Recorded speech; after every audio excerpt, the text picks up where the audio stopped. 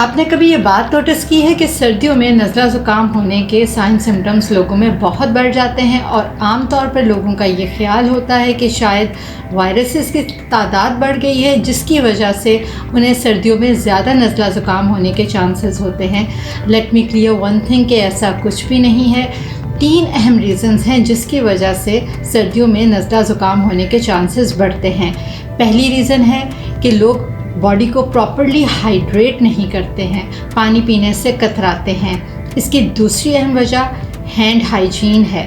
लोग प्रॉपरली हाथ साफ़ नहीं करते या अवॉइड करते हैं हाथ धोने में ठंडे पानी की वजह से, जिसकी वजह से हैंड टू हैंड या हैंड टू माउथ कंटामिनेशन के चांसेस बहुत बढ़ जाते हैं।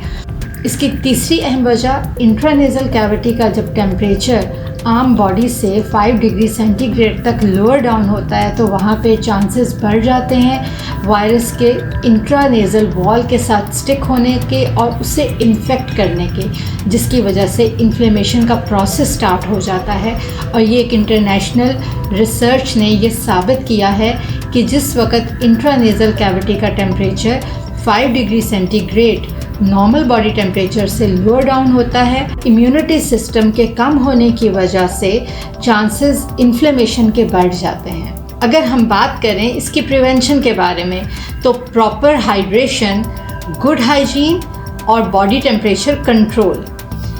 प्रॉपर हाइड्रेशन के लिए कोशिश करें कि पानी का इस्तेमाल कसरत से करें। गुड हाइजीन के लिए आपको हैंड वॉशिंग बहुत इम्पॉर्टेंट है। जब बात आती है इंट्रानेज़ल टेम्परेचर कंट्रोल की तो आप उसके लिए मफलर या फिर मास्क का इस्तेमाल कर सकते हैं। अगर आपको लगा हो कि इस वीडियो से आपके मेडिकल नॉलेज में इजाफा हुआ है तो इस चैनल को सब्सक्राइब करना ना भूलिएगा। After all, your health is our priority.